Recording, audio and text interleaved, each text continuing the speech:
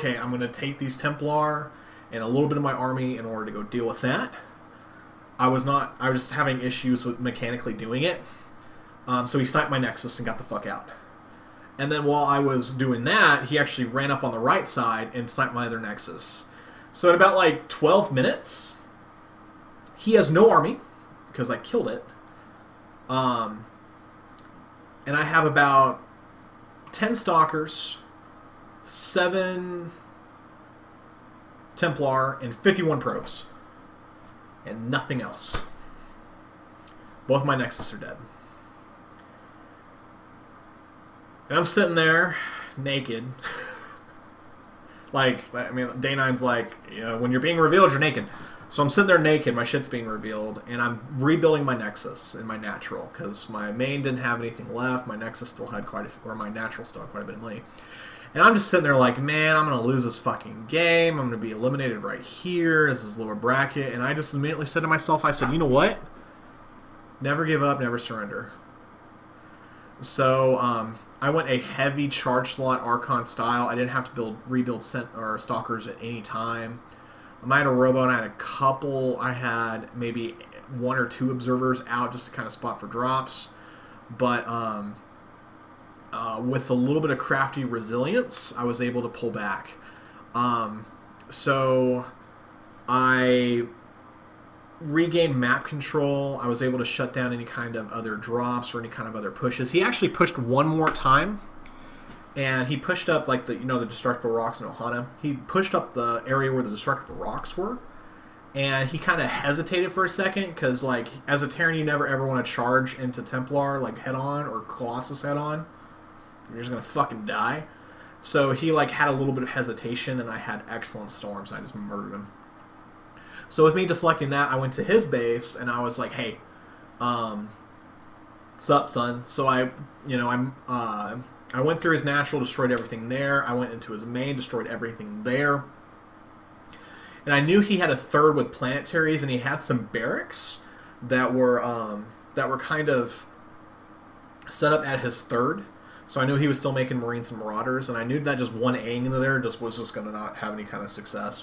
It's the kind of thing that sucks about charge lots. If you 1A, some are gonna attack the fucking like refineries and shit, and some are actually gonna attack the army. So I regrouped, and when I attacked in, instead of like just 1A into it, like I would 1A to the tip of the barracks and then hold position. So the Zealots would just stand there, the Stalkers would start chipping away, the Archons would start chipping away, and the Templar would be in the back. So eventually, after a little bit, I was able to take out that third. He GG'd, and I saw him throw his headset. So, I mean, effectively, I was dead. Like, I was literally dead. I had some Storm, and I had some Stalkers, and I was dead. But I was able to come back. I stayed calm. I just did what I could. He was a very, very nice guy. We talked afterward after we cooled down just a little bit. And I was just like, where are the ghosts, man? Like, you had ghosts, you would have fucking murdered me. Because he never built ghosts. He did build some Vikings in the second game, but he never built ghosts. And I was like, where were the ghosts, man? And he goes, I just want to keep it simple. And I was like, okay. But he never built any kind of gate, or he never built any ghosts. So my Charge Lot Archon Templar were always really successful. So I met my primary goal of actually advancing 3 rounds on my own. I was like, yay! So I was able to go to the next round, and I immediately had to go to my next game, which was against Future. Future was previously on Team VT, but they disbanded. So he's still competing and he's still streaming, but he's not like he's teamless at the moment. Swell guy, gentleman, a scholar. You know, badass, who's great. It was another PvP. So we were doing, so our first game was on Ohana. Yeah. Our first game was on Ohana. And I was going to do my DT opening, and at about 4.5 minutes into the game, my FPS just tanked. It was, my PC can handle Ultra Extreme, and the PCs there could have as well, But just to kind of make sure that I ensured I had good visual quality but still had good FPS, I played on medium. And if my FPS is dropping on medium, I know something's up. So I asked for a pause, and I consulted the admin and the tech, and I was like, hey, my FPS is dropping. And so they decided that the best thing, or the best route would be to adjust some settings and restart. And since, like, it was not even 5 minutes into the first game, like, I didn't know exactly what tech he was going, he didn't know exactly what tech I was going, we just decided to remake. Future Gentleman and Scholar. So we remake, and I do the exact same, or we remake, and the system issues are fixed, whatever. So I went DTs, and he barely caught it. And my game plan for, like, if DTs aren't caught is to do a charge shot Archon when it's done. I missed my window, and for the life of me, I can't remember what the window was. I think he got Colossus, and I think he got Colossus earlier than I was expecting. So I never felt like I could attack. So I just took extra expos, but Gateway armies lose to 9 Colossus. So I missed my timing, and that's the reason why I won the first game. But looking at the graphs and looking at the build orders and looking at all the other stats that I was able to see, we were dead even. So it was like, it's like I'm fucking playing like a professional player, or someone that's literally like, that's playing this game full time, not just like as a hobby or a couple hours a week. Like, they're playing this game legitimately full time, and I'm able to stay neck and neck with them, which is fucking badass. So that's what happened. That's what happened the first game. So I'm down 1-0. The next map we go to is in Toon Valley, and I was gonna do DTs again, and I changed my gas timing a little bit, but I was gonna do some Warp Prism drops, or just to kind of hopefully catch him out of position while he's bouncing around.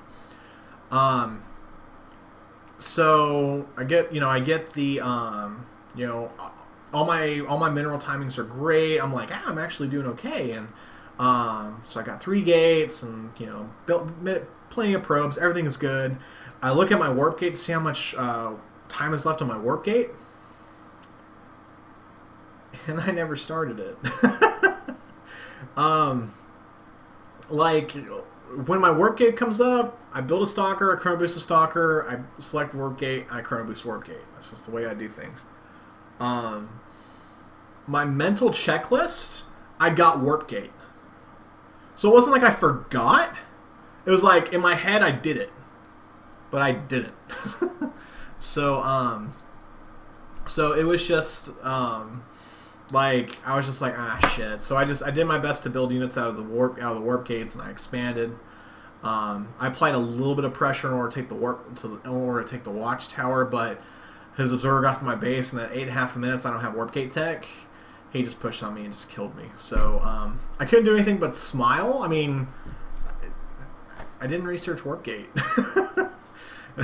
I fucked up. So I went out 2-0 against Future. But the games I played, they weren't, the only game that was actual, like, face smash, like, take my face in a manual credit card machine and just, like, fucking run it, was the very first game against Caliber Light. He just fucking manhandled me with those Blink Stalkers. But every other game was very, very back and forth and very, very equal. So it was very, very fun to like, it partially inspired me because, like, playing on the ladder, I mean, yeah, you're going to be playing against people that are close to your skill level, but, playing against, that kind of high-level competitor, you really got to test yourself and kind of see, like, what you actually can do. Because, like, if I lose both my Nexuses in a ladder game, I'm, like, fucking GG, and I'm fucking flipping shit and stuff. But, like, at an MLG, where your fucking tournament life is on the line, I'm like, no, I'm not going out until he fucking kills everything. I got 7 Templar. Fuck this guy. All I want to do is Storm. Just kind of a props to MLG. All of the admins and all the tech people were fucking awesome. They were pleasant to interact with. They were really helpful, in answering questions or just kind of working with them. So they were really, really great. So definitely kudos to the MLG staff. I know that a lot of their normal staff wasn't there because of Sandy. But they were fucking great. The tech guys were also, they were smart, they were really quick to resolving issues. They were really, really fucking helpful. It was great. The iBuyPower PCs, they definitely exceeded my expectations. I've competed a lot on different LAN tournaments. I've been to quite a few actually, and the iBuyPower PCs were the most stable, and they actually ran the best that I've ever done. The only exception, that one that had the FPS issues, and granted, like, I probably could have put it on alone and gotten away with it, but they said go ahead and restart. And from there it was fine. So the iBuyPower PCs were really good. The actual specs in the machines were kind of okay. It was like they were built to play StarCraft. Like they had an Ivy Bridge mid-range i5. They had I think 16 gigs of RAM. They had like a 80 gig solid state that was like super sexy. They had a GTX 480, which is kind of old, but I mean 480s are fine to play StarCraft. Like I had no issues playing the game on these settings. So the iBuyPower PCs were great. The Turtle Beach kind of mix amp stuff. I wonder if there's even like a picture of the stuff that I could find. The Turtle Beach MLG. Okay, here we go. So, I think I'm still here. Don't go anywhere.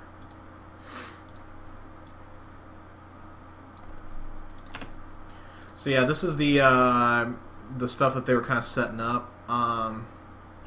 That's what their, well, without the fucking X-ray shit, that's what their mix amp looked like. I should got a better picture of it. But I don't know what this shit is. Well, I think I do, but like pretty much like it has like a dial, and like it allows you to be able to set up different like surround sound. So like your actual headset, your 3.5mm headset, like connected down here, and then this ran USB into the computer actually. So you can actually set up any kind of headset to actually act as 5.1 surround sound. They have some other adjustments here too. Like on this side, there's some sliders for different settings. There's actually a slider right here. This was what's called a supersonic hearing slider. So your actual volume can be adjusted right here, but then you can turn that up, and it would like crank up the volume, but like equalize it out for treble. So you could hear stuff really, really loud. They also had the tournament mixer here, which that wasn't how it, like, that is the either a mock-up, but they had a tournament mixture, and that was used for League of Legends. So that way multiple headsets can be connected in and use kind of a like an Astro Mix headset, so kind of group chat can be done. It was easy to use, and if you like Turtle Beach, it's definitely going to be good. So props to all the gear that was there. Going back and looking at some of the questions. How big was the SC2 section of MLG compared to the League of Legends section from Lovings? And Lovings has a tough question for me. The League of Legends section was considerably louder, but when the only times they were loud was when like epic team shit happened. Like when someone got aced. Like they were like, whoa, like fucking flipping shit and stuff. But like for any kind of like team announcements or anything like that, they were just like, oh, we have a game going on. That's good to know. But the areas were similarly sized, so they had about the same amount of space for StarCraft 2 than they did League of Legends. But during the finals of League of Legends, it was dead. Like there wasn't anyone there. During the finals of StarCraft 2, it was entirely full.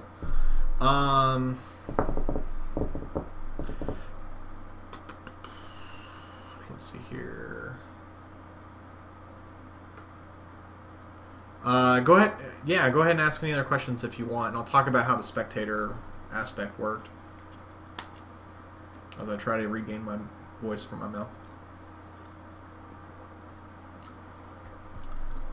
Here's a tough question.